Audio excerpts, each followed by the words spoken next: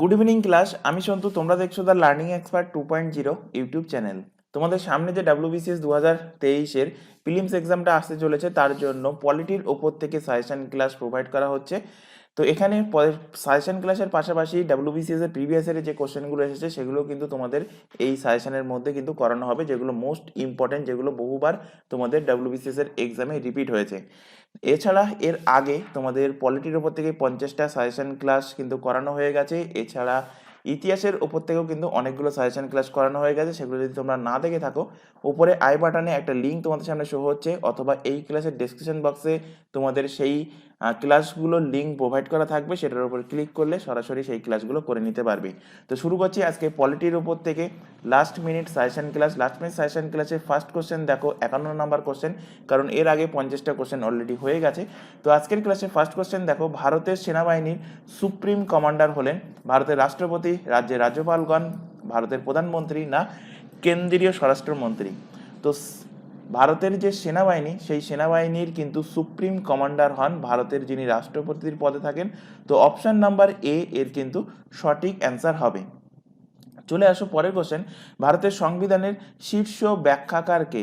বা কোশ্চেন এইভাবেও দিতে পারে যে ভারতের সংবিধানে যে সমস্ত আইন কানুনগুলো আছে, যে সমস্ত আর্টিকেল আছে, যে সমস্ত সিআরপিসি আছে, এগুলোকে কে মেনটেন করে? কেন্দ্রীয় মন্ত্রিসভা, রাষ্ট্রপতি, সংসদ, না সুপ্রিম কোর্ট? তো অ্যান্সার হবে ভারতের সংবিধানের শীর্ষ ব্যাখ্যাকার হলেন সুপ্রিম কোর্ট, অপশন ডি এর কারেক্ট অ্যান্সার। চলে আসো পরের কোশ্চেন, পশ্চিমবঙ্গের পঞ্চায়েতগুলো নিম্নলিখিত কর আদায়ের ক্ষমতা রাখে? আয়কর, বিক্রয়কর, টোল ট্যাক্স ও জলকর, না ভূমি রাজস্ব? এর মধ্যে কোনটা পশ্চিমবঙ্গের পঞ্চায়েতগুলো কর আদায় করে? তো পশ্চিমবঙ্গের পঞ্চায়েতগুলো আদায় করতে পারে টোল ট্যাক্স এবং জল কর, এই ট্যাক্সগুলো তারা নিতে পারে। তো অপশন নাম্বার সি এর কিন্তু সঠিক অ্যান্সার।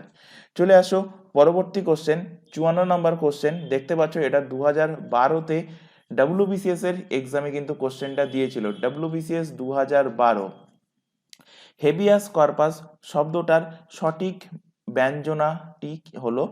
কোনো ব্যক্তিকে জেলের ভিতরে আটকে রাখা, অপশন বি। কোনো ব্যক্তিকে সশরীরে উপস্থিত করা, অপশন সি।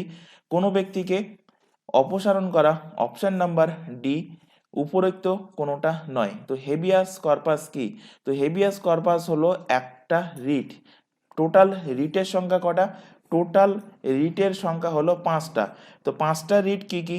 একটা হলো হেবিয়াস কর্পাস, সেকেন্ড হলো ম্যাডাস মাস, থার্ড হলো কিও ওয়ারেন্টো, ফোর্থ হলো প্রোহিবিশন, অ্যান্ড ফিফথ হলো সার্টোরিয়া।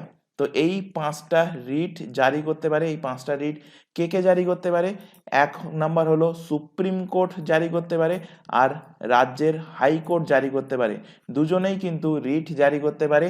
তো সুপ্রিম কোর্ট যে রিটগুলো জারি করে, সুপ্রিম কোর্ট যে রিটগুলো জারি করে সেগুলো কোন আর্টিকেলের আন্ডারে? সেগুলো হলো আর্টিকেল নাম্বার 32 এর আন্ডারে।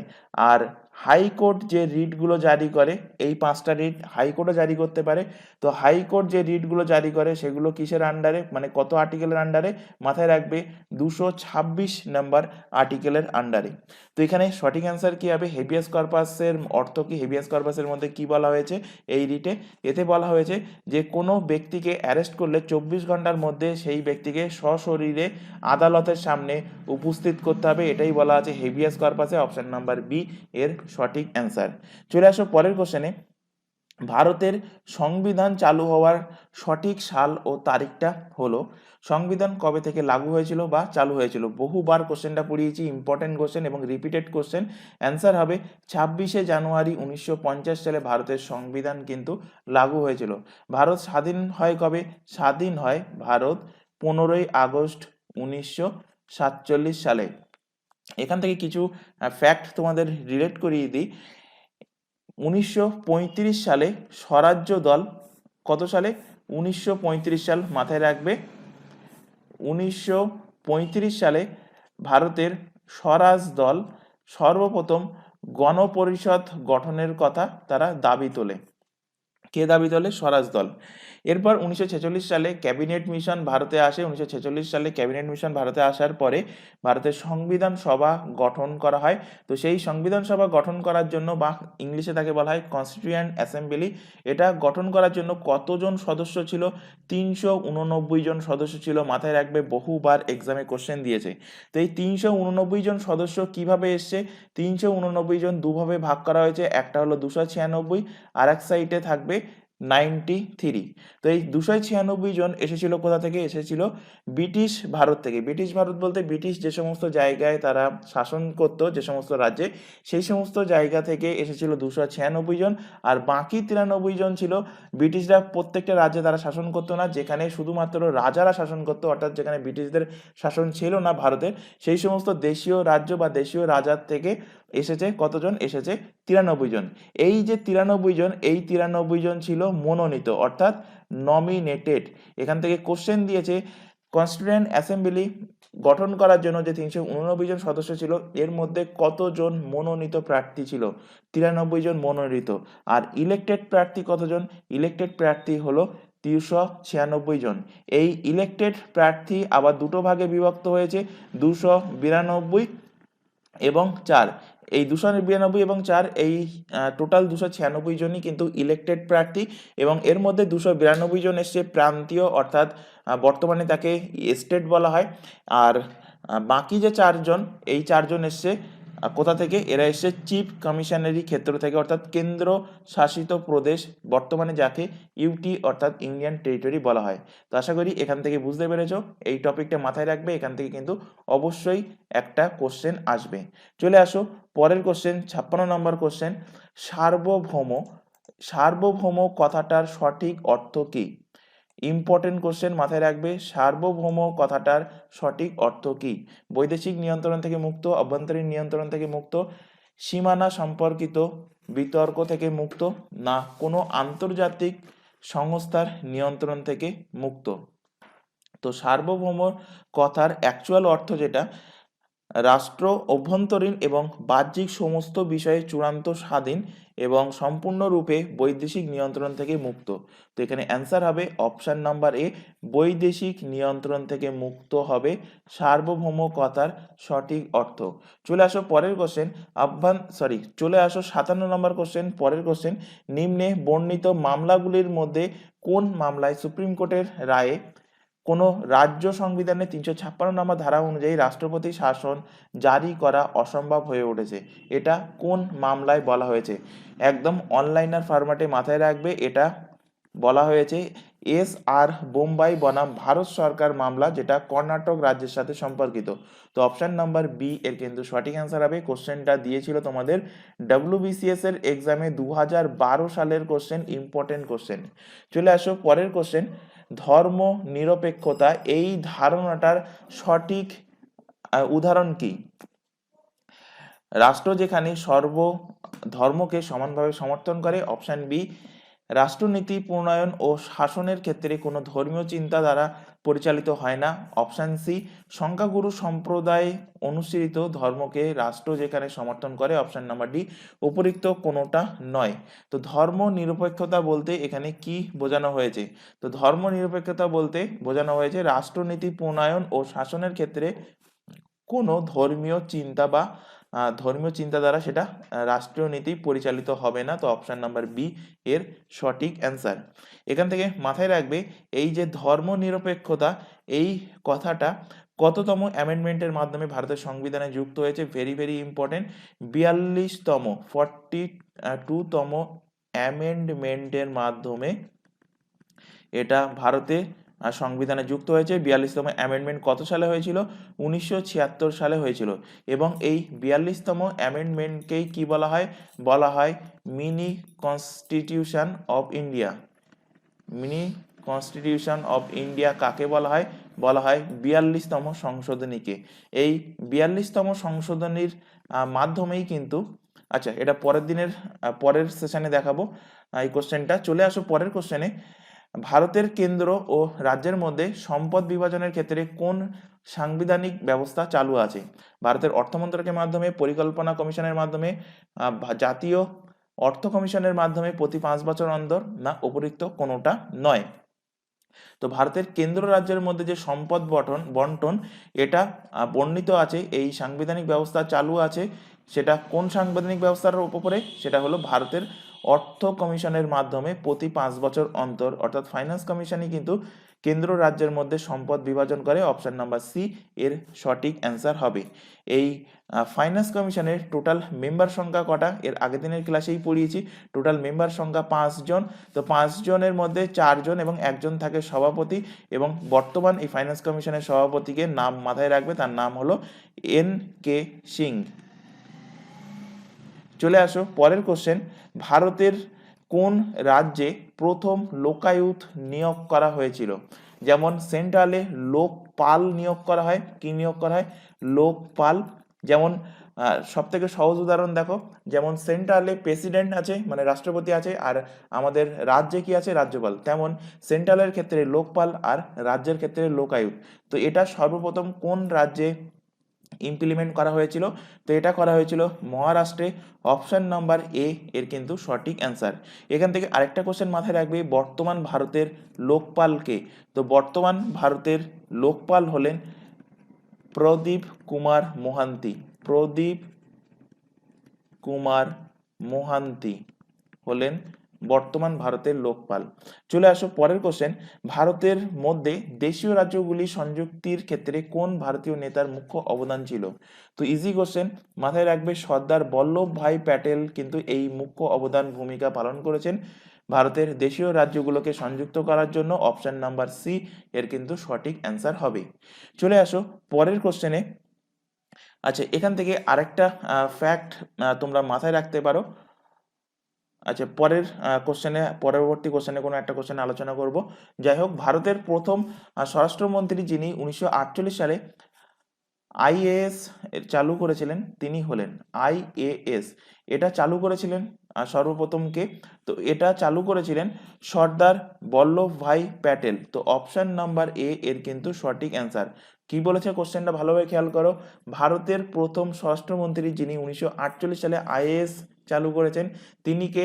তিনি হলেন সর্দার বল্লভভাই প্যাটেল। এখান থেকে মাথায় রাখবে যে ভারতের প্রথম সিভিল সার্ভিস পরীক্ষার উত্তীর্ণ হন কে? কোশ্চেনটা বহুবার এক্সামে দিয়েছে। ভারতের প্রথম সিভিল সার্ভিস এই পরীক্ষায় উত্তীর্ণ হন, তার নাম হলো সত্যেন্দ্রনাথ ঠাকুর। সত্যেন্দ্রনাথ ঠাকুর। এখানে অপশানে ফার্স্ট অপশান থাকে সুভাষচন্দ্র বোস। ম্যাক্সিমাম ক্যান্ডিডেট কিন্তু সুভাষচন্দ্র বোস মেরে আসে, অ্যান্সার হয়ে যায় ভুল। অ্যান্সার হবে সত্যেন্দ্রনাথ ঠাকুর। চলে আসো পরের কোশ্চেন। নিম্নে উল্লেখিত দেশগুলির মধ্যে কোন দেশের সংবিধান নিয়ে প্রচলিত আচরণ গুরুত্বপূর্ণ ভূমিকা পালন করে? আমেরিকার সংবিধান, ফার্সি সংবিধান, ভারতীয় সংবিধান না ব্রিটিশ সংবিধান? তো এর মধ্যে ব্রিটিশের সংবিধান প্রচলিত আচরণের উপরে গুরুত্বপূর্ণ ভূমিকা পালন করে। অপশন নাম্বার ডি এর কিন্তু সঠিক অ্যান্সার। চলে আসো পরের কোশ্চেন। এক্ষুনি তোমাদের আলোচনা করলাম যে সমাজতান্ত্রিক ও ধর্মনিরপেক্ষ এই শব্দ দুটি ভারতের সংবিধানের প্রস্তাবনায় অন্তর্ভুক্ত হয়েছিল কোন সংশোধনীর মাধ্যমে? এক্ষুনি আলোচনা করলাম 2012 সালের কিন্তু তোমাদের এক্সামে এসেছিল, ডাব্লিউবিসিএস এর এক্সামে, এবং দেখতেই পাচ্ছ এই কোশ্চেনটা ডাব্লিউবিসিএস 2011 সালেও এসছে, অর্থাৎ রিপিটেড কোশ্চেন। তো অ্যান্সার কি হবে? 42তম সংশোধনীর মাধ্যমে। অপশন নাম্বার বি এর কিন্তু সঠিক অ্যান্সার। চলে আসো পরবর্তী কোশ্চেনে। নিম্নলিখিত কমিটিগুলির মধ্যে কোনটি সরকারি ব্যয় নিয়মমাফিক হচ্ছে কিনা তা পর্যবেক্ষণ করে? এর আগের দিনে যে 50টা কোশ্চেন করিয়েছি সেখানে কিন্তু কোশ্চেনটা পড়িয়েছি ভালোভাবে। তো অ্যান্সার কি হবে? পাবলিক অ্যাকাউন্টস কমিটি, যাকে শর্ট ফর্মে পিএসি বলা হয়।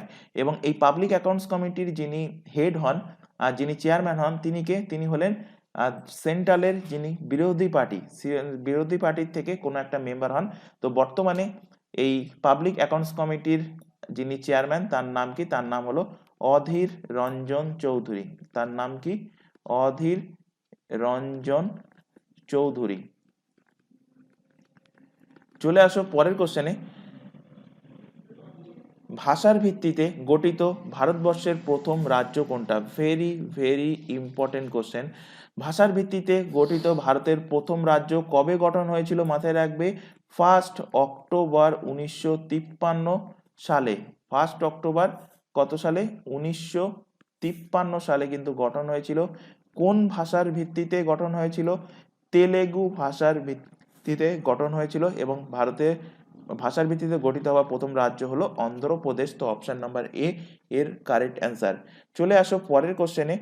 নারী এবং পুরুষ উভয়ের ক্ষেত্রে সমান কাজের জন্য সমান বেতনের অধিকার, এটা একটি রাষ্ট্র পরিচালনার নির্দেশাত্মক নীতি, অর্থাৎ ডিপিএসপি বলা আছে। ডিপিএসপি কে বাংলাতে বলা হয় রাষ্ট্র পরিচালনার নির্দেশাত্মক নীতি।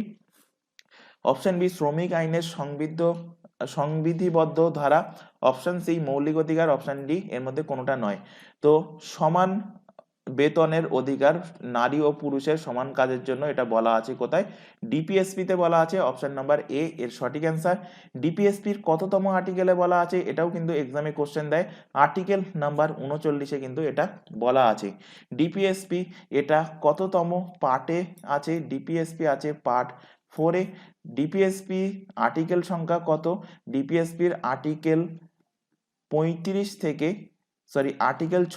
থেকে আর্টিকেল 51 পর্যন্ত এগুলো কিন্তু ডিপিএসপির আন্ডারে আসে। এছাড়া এখান থেকে যেটা কোশ্চেন দেয়, মোস্ট ইম্পর্টেন্ট কোশ্চেন, এই ডিপিএসপি কোন দেশের সংবিধান থেকে নেওয়া হয়েছে? তো ডিপিএসপি মাথায় রাখবে সংবিধান নেওয়া হয়েছে আয়ারল্যান্ডের সংবিধান থেকে।